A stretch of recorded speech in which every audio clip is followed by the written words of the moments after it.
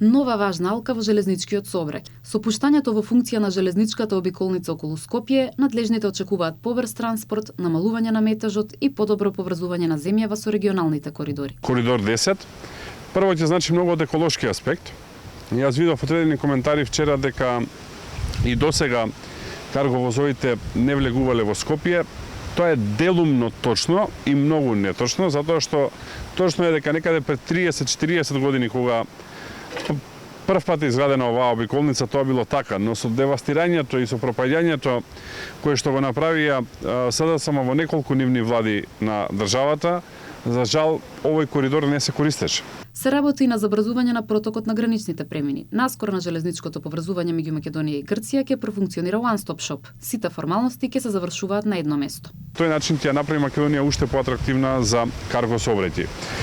Тоа е добро и за Гевгелија, затоа што коридорот 10 поминува токму тука низ Гевгелија.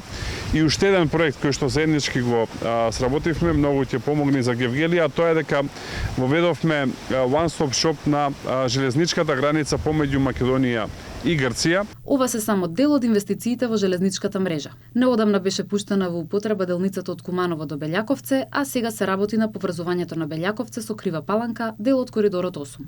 Се работи на модернизација на пругата кон Кичево со план таа во иднина да се поврзе со албанската граница. Паралелно се работи и на воведување на градскиот воз во Скопје, кој треба да ги поврзе сите приградски населби и значително да го подобри јавниот транспорт во метрополата. Најамбициозен проект треба да биде изградбата на брза пруга долж коридорот 10.